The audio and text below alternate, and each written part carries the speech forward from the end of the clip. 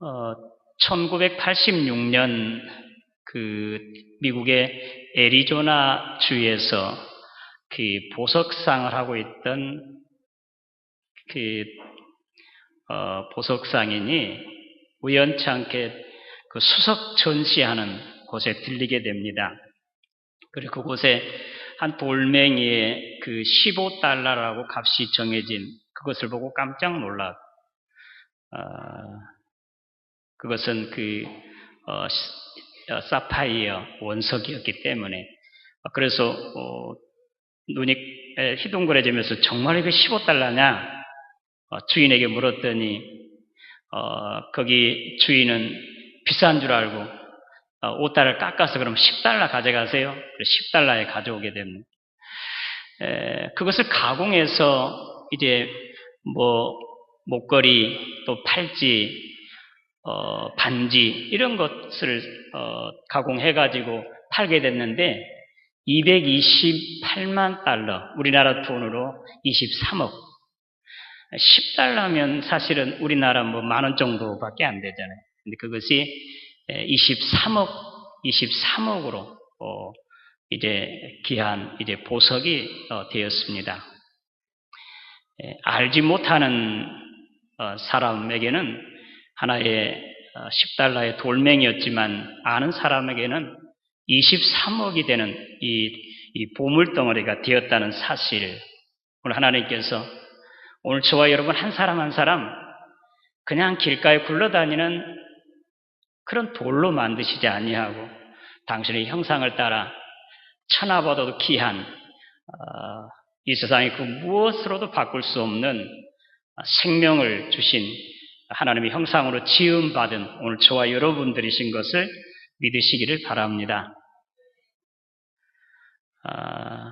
우리나라가 참 개발 독재의 시작에서 지금은 경제적으로 세계 10위권에 들어있는 뭐 선진국이라고 하지만 최근에 당하는 그 세월호의 사건을 보면서 선진국이라고 할 수 없을 참 부끄러운 그런 나라가 되고 있는 것을 보면서 어떤 가치 기준이 바꾸어진 것 같습니다. 개발 또 그 황금 만능주의 이런 것으로 해서 사람을 죽이고 괴롭게 하고 인권을 유린하고 그렇게 해서 사실은 오늘에 이르게 됐는데 생명과 사랑 이런 것은 눈에 보이는 어떤 그 물질이나 세상의 것에 비교할 수 없을 만큼 값지고 귀하다는 사실을 우리는 깨달아 알아야 하겠습니다. 이스라엘에 가면 그 예루살렘에 그 야드바셈 홀로코스트라고 하는 기념관이 있다고 합니다. 제가 갔을 때는 그곳에 들리지 못한 것 같은데 2차 대전 당시에 600만 유대인들이 학살당하는 것을 기념하는 곳. 그래서 다시는 이러한 불행한 일이 없도록 두고두고 기억하게 하도록 하게 하는 것이 바로 그 기념관의 역할이었습니다. 거기에 쓰여져 있는 이 글귀가 있는데요. 기억은 구원의 비밀이다. 망각은 포로 상태를 이어가게 한다. 그렇게 두 글자가 쓰여졌다고 합니다. 오늘이 1980년 5월 18일에 있었던 5.18의 34주년 되는 날, 또 기념하는 주일날입니다. 304명이 침몰당한 정말로 거기서 정신 바짝 차리고 최고의 생명과 재산을 보호한 책임자가 정신 차렸다고 한다고 하면 그들 중에 단 한 사람도 구하지 못한 이런 비극은 결코 일어나지 않았을 것입니다. 우리는 똑똑히 기억해야 됩니다. 그 기념관에는 바로 또 거기에 속해 있는 기념관인데 또 다른 한 그 기념관이 그 150만 명의 어린이들이 이때 학살당했는데요. 유태인으로 태어난 것으로 다른 전혀 어떤 이유도 없이 150만 명의 어린이들이 학살당했다고 하는데 그들을 기념하기 위해서 또 기념관이 옆에 세워져 있어서 그곳에 들어가면은 이제 맞는 그 150만 명을 이제 상징하는 이 촛불이 있어서 천장에도 바닥에도 반짝반짝 빛나게 함으로 그 영혼들이 참 그 하늘의 별이 되어서 지금도 지켜보고 있다고 하는 그런 것을 상징하는 그런 것으로 만들었다고 합니다. 그런데 거기에는 이제 한 선생님의 동상이 이제 새겨져 있는데요. 겁에 질린 그 아이들을 이제 품에 안고 있는 그 한 선생님의 동상이요. 이 선생님은 그 폴란드에 사는 어느 시골 학교의 교사였는데 독일군이 그곳에 쳐들어와 그러자 자기가 가르치던 그 아이들이 이제 무서워 떨면서 선생님에게 다가오고 선생님 막 붙잡는데 선생님이 하나씩 이렇게 꼭 껴안아주고 그때 바로 이어서 한 트럭이 들어와 그들을 싣기 위해서 그런데 아이들은 더 무서워서 바짝 이 코르자크라고 하는 그 선생님인데 그 선생님에게 이제 매달리게 됩니다.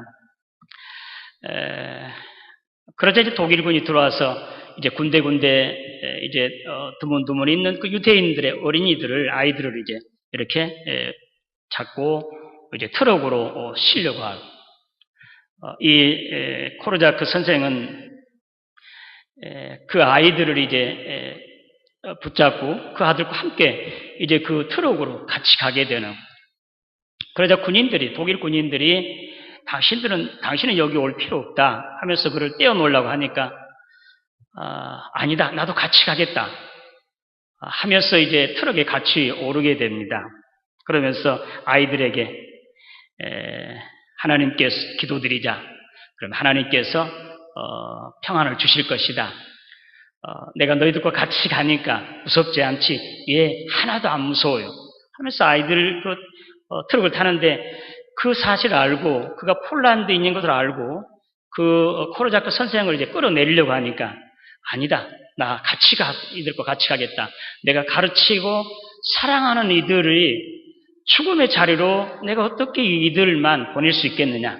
나도 같이 가겠다 하고 그 아이들과 함께 이제 강제 수용소로 끌려가서 앞서서 어린 아이들과 함께 그 가스실로 들어가서 죽임을 당하는 그 코르자크 선생.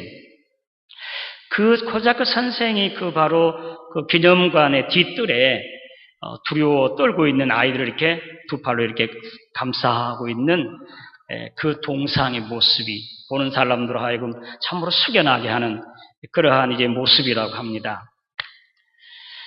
제가 직접 보지는 않았습니다만, 이제 최근에 제가 저반 그 글에서 본 바가 있는데, 이번에 우리 세월호 사건에서는 우리 지영양을 비롯한 다른 선생님들도 그 학생들과 죽어가는 자들과 함께 하는 사람들이 있었을 것입니다만, 이준석 선장을 비롯해서 많은 선원들, 그리고 구조를 책임지는 그 해경들, 또 전 국민의 생명과 재산을 보호할 최고의 통치자의 하는 모습은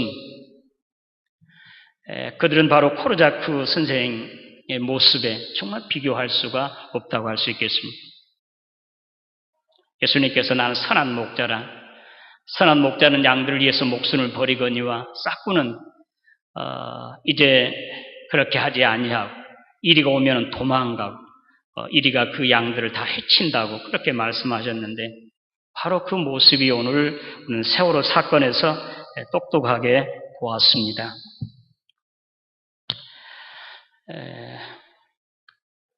오늘 저와 여러분들은 바로 이 나라, 이 세월호, 이 진도 팽목항에서 침몰된 세월호는 바로 우리 대한민국의 모습을 보는 것과 같다고 이구동성으로 말하고 있습니다.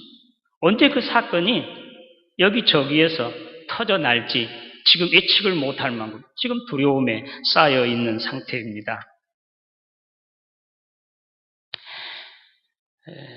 오늘 복음서 본문 말씀, 예수님께서 친히 부활하시고 세 번째로 제자들에게 나타나시는 그런 말씀인데요.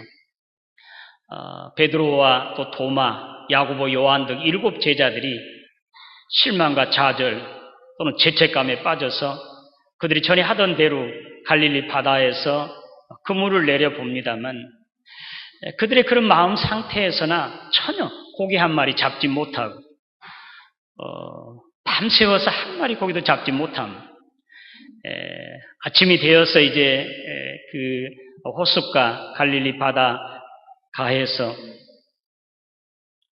한 사람이 이제 고기 잡았느냐? 아무 한 마리도 잡지 못했다. 배 오른편에 가서 그물 내려 보십시오. 정말로 그 밖에 있는 사람이 해변가에 있는 사람이 말한 대로 오른편에 그물 내렸더니 그물이 찢어질 정도로 고기가 잡혔습니다. 성경에 보면 153마리 큰 고기가 잡혔다고 그렇게 말합니다. 그때 예수님의 사랑을 가장 많이 받았던 사랑하는 제자 요한이 예수다, 주님이시다 하니까 베드로가 깜짝 놀라서 벗었던 겉옷을 이제 두르고 한 100m 정도 되는 그 바닷가로 이제 밖에 예수님께 나가게 됩니다. 예수님께서는 아침 추운 날씨였고 또 밤새도록 고기 한 마리 잡지 못하고 지쳐있고 허기진 그들에게 이제 숯불에서 떡을 구워 또 고기를 구워서 그들의 배를 채워주고 그리고 추운 그들을 따뜻하게 해 주십니다. 식사가 끝나고 오늘 본문 말씀이죠. 식사 끝나고 그 7 제자 가운데 이제 수제자였던 베드로에게 요한의 아들 시몬아, 내가 이 사람들보다 나를 더 사랑하느냐? 주님, 내가 주님을 사랑하는 줄 주님께서 아십니다. 그때 예수님께서는 내 양을 먹이라 말씀하시죠. 두 번째로 똑같은 질문이에요. 요한의 아들 시몬아, 내가 나를 사랑하느냐? 예, 주님께서 다 아시오니 내가 주님을 사랑하는 줄 주께서 아십니다. 내 양을 치라. 세 번째 이어서 예수님께서 요한의 아들 시몬아, 내가 이 사람들보다 나를 더 사랑하느냐? 이때 시몬 베드로가 너무 마음이 아팠습니다. 두려웠습니다. 이제 가슴이 떨리고 마음이 떨리고 그리고 어디 치구멍이라도 찾고 싶은 참으로 얼굴은 홍당무가 되었습니다. 왜냐하면 베드로는 지금 예수님께서 십자가에 죽임을 당하게 되고 이제 성경에 기록한 대로 목자를 치리니 양들이 흩어지리라고 너희들이 다 나를 버릴 것이다 했을 때 베드로가 아니요 주님, 나는 절대 주님을 버리지 않겠습니다. 다 버릴지라도 장담했던 그 베드로였기 때문에. 근데 3번이나 부인했잖아요. 근데 예수님께서 지금 3번을 베드로에게 그렇게 묻습니다. 똑같은 질문을.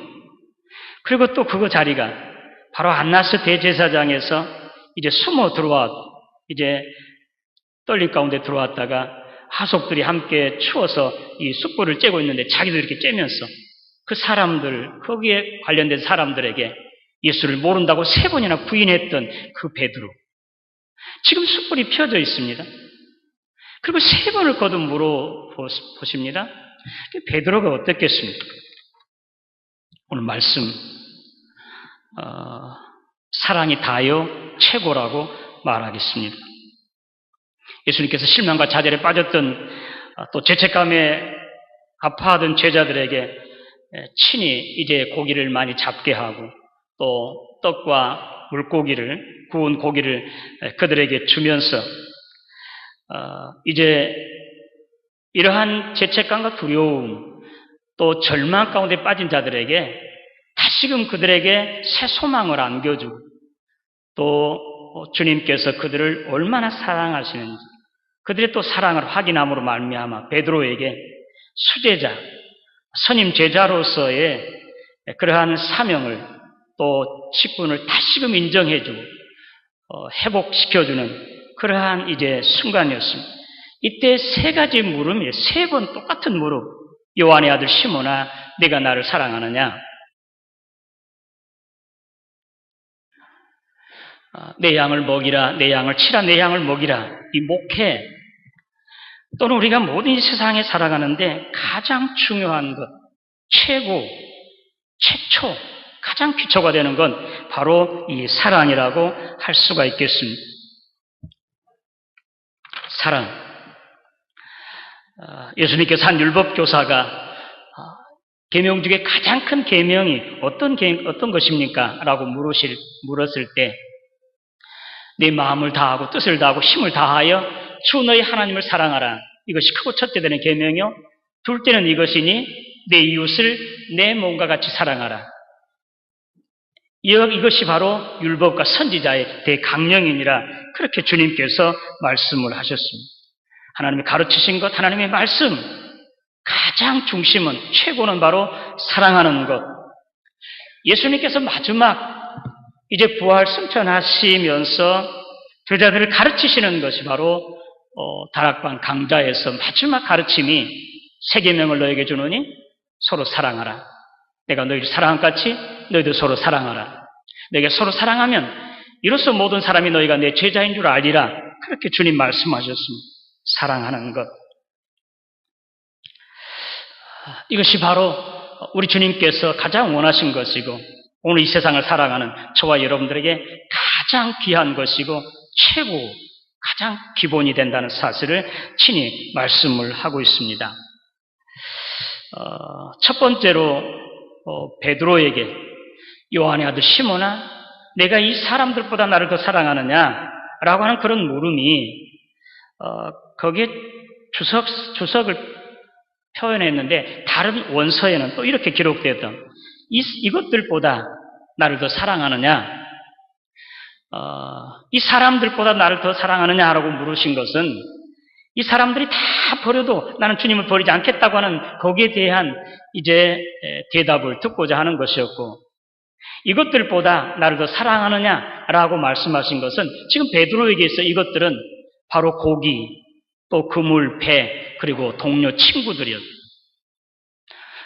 이것들보다 나를 더 사랑하느냐라고 하는 주님의 물음은 오늘 저와 여러분들이 가지고 누리고 있는 것, 우리의 건강이든지 또는 명예 또는 이제 어떤 직위 또는 권세 그리고 재물 또 심지어는 내 생명까지 이런 것보다 더 나를 더 사랑하느냐 주님의 물음이라고 할 수가 있겠습니다. 오늘 저와 여러분들 이와 같이 주님께서 원하신 대로 사랑하는 저와 여러분 되시기를 주님의 이름으로 기원합니다.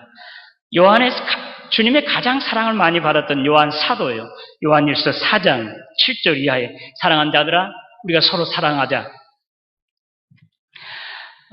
사랑은 하나님께 속한 것이니 사랑하는 자마다 하나님께로부터 나와서 하나님을 알고 사랑하지 아니하는 자는 하나님을 알지 못하나니 하나님은 사랑이심이라.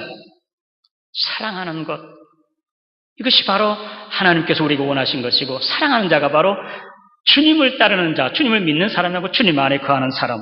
사랑하지 아니하는 사람은 그런 하나님을 알지도 못하고 믿지도 못한 사람이라고 할 수가 있겠습니다. 사랑은 오늘 우리가 살아가는데 우리에게 가장 필요한 것, 최고 귀한 것, 그리고 가장 기초가 되는 것이라고 할 수 있겠습니다. 두 번째로 오늘 주님께서 세 번 요한의 아들 시몬아 내가 나를 사랑하느냐는 이 사랑의 단어가 우리 성경에는 똑같이 사랑하느냐 그렇게 묻는데 내가 보는 성경 그 원서에는요 이 사랑하느냐의 표현이 좀 달라요. 예수님께서 내가 나를 사랑하느냐 아가파스메라고 예수님이 2번 물으실 때는 내가 나를 사랑하느냐? 아가페 사랑으로 나를 사랑하느냐고 그렇게 묻습니다. 그러나 베드로는 처음부터 3번째 계속 필레이스세, 이 필리오의 사랑, 나는 주님을 사랑합니다 라는 필레이스세를 표현하고 있다. 그런데 놀랍게도 2번째까지는 아가파스메 하시던 우리 주님은 3번째 필레이스메 그래요. 필레이스메. 여러분 우리 지금 사랑의 개념에 관해서 이 아가페 사랑과 필리오의 사랑은 우리가 알 수 있지 않습니까? 아가페는 시적인 사랑이에요. 무조건적인 사랑, 거룩한 사랑이에요. 주님께서 우리에게 한 사랑, 이것이 바로 아가페 사랑이에요. 사람은 불가능해요. 필리오는 뭡니까? 친구 간에요, 이웃 간에, 또는 조건부적인, 불완전한 그런 사랑이에요.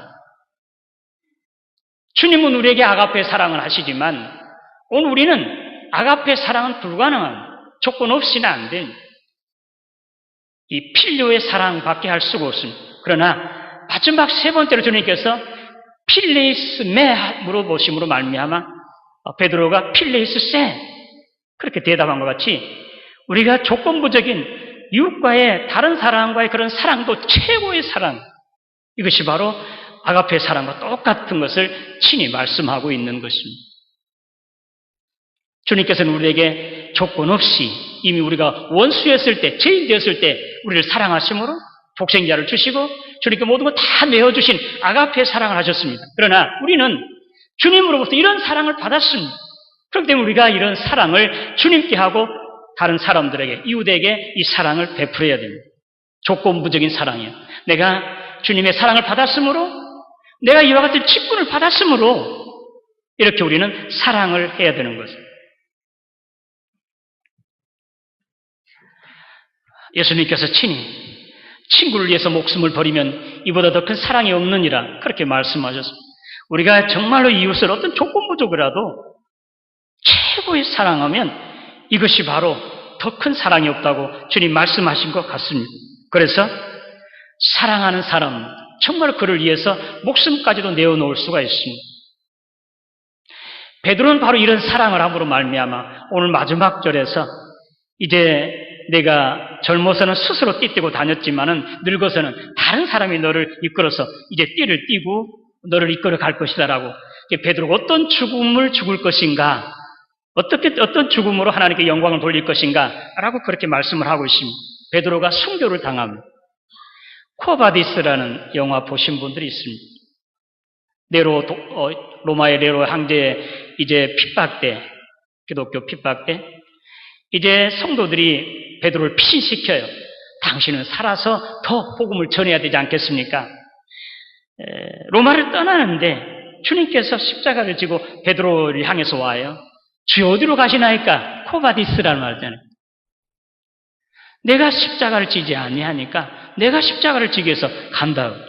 그래서 베드로는 되돌아서서 다시 로마로 돌아서 맡겨진 그 성도들을 보살피고 먹이고 그렇게 하다가 이제는 순교를 당하게 됩니다. 주님께서 나를 위해서 십자가에 못 박혀 돌아가셨는데 나도 어떻게 나는 똑같이 주님같이 십자가를 질 수가 없다고, 거꾸로 십자가를 졌다고 하는 그런 글도 있습니다. 베드로가 그만큼 주님을 사랑했기 때문에 주님을 위해서 순교를 하게 되는 것입니다. 이 필레이스세, 오늘 저와 여러분들에게 다 주어졌습니다. 우리가 세월호 사건에서 거기에서는 선장이든지 거기 교사든지 또는 그 밖에 해경이든지 더 크게는 이제 안행부 장관이나 또 해수부 장관이나 국민의 생명과 재산을 지키는 자로 그렇게 일꾼을 우리가 세워놓은 것, 최고의 책임자예요. 이번에 304명의 사망 실종은 그가 우왕좌왕했고 전혀 사실 파악하지 못했고 대처하지 못함으로 304명이 다 죽었다는 모든 책임을 져야 되는 거죠. 오늘 저와 여러분들 모두가 다 목자, 이 교회를 책임지는 목사인 저만이 아니라 여러분들은 한 가정에 또는 교회 안에서, 사회에서, 직장에서 이 나라에서 모두 다 목자의 책임을 받았으니 정말로 주님께서 말씀하신 대로 필레이스 세암, 필레이스 메암, 최고의 사랑으로 참으로 한 생명이라도 책임지고 지켜. 코르자크와 같은 선생님과 같이 정말로 자기가 가르치고 사랑하는 그 제자들이 죽는데 그들만을 내가 보낼 수 있겠느냐?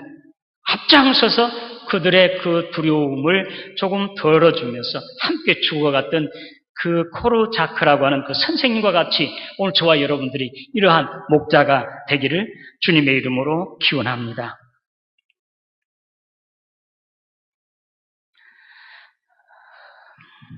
그래서 다시는 이 땅에 세월호의 참사와 같은 일이 없어야 되겠습니다.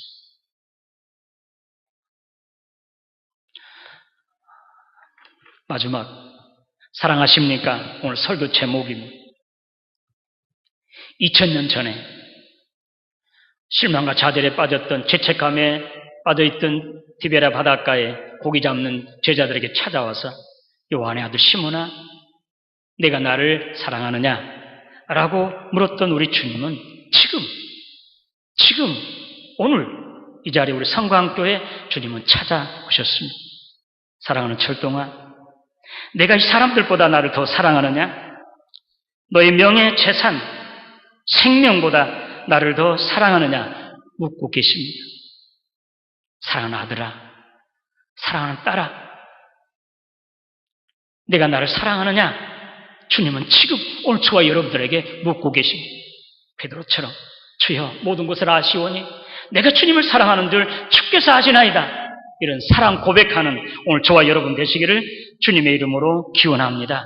그리하여 주님의 사랑을 다시 한번 확인하고 내가 또 주님을 사랑한다는 것을 확인함으로 말미암아 내 양을 치라, 내 양을 먹이라 하신 주님의 음성을 들으시기를 주님의 이름으로 축원합니다. 하나님 아버지 은혜 감사합니다. 요한의 아들 시몬아, 내가 이 사람들보다 나를 더 사랑하느냐 하신 물음이 오늘 지금 나에게 묻고 계실 때 주여, 주님께서 모든 걸 다 아시오니 내가 주님을 사랑하는 줄을 주께서 아십니다 하는 이런 고백이 나에게도 있게 하여 주시옵소서. 그래, 나에 맡겨진 그 양무리들을 목숨을 다 바쳐 사랑함으로 말미암아 이 땅에는 다시 이런 세월호와 같은 이러한 참상이 다시 일어나지 않게 하시고 온 세상이 다 함께 하나님 앞에 이제 더불어서 이제 기뻐하고 즐거워하고 함께 살아가는 이런 아름다운 세상, 복된 세상 되어지게 하여 주시옵소서. 예수님의 이름으로 기도드리옵나이다.